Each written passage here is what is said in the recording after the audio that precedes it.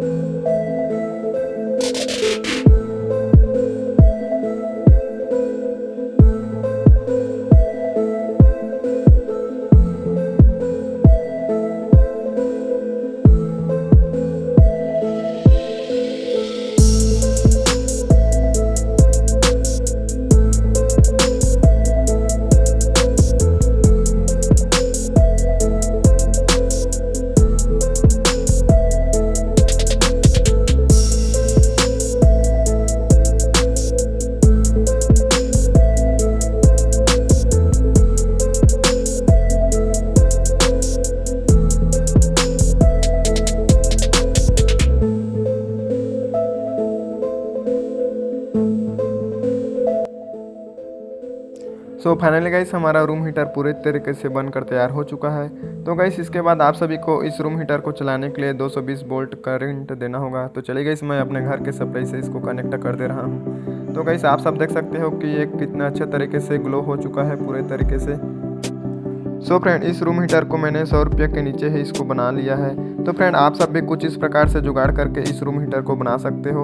और गाइस ये room heater आप सभी को कैसे लगा प्लीज़ कमेंट करके एक बार मुझे जरूर से बताना। तो मिलते हैं गाइस ऐसे एक और इंटरेस्टिंग वीडियो के साथ, तब तक के लिए बाय।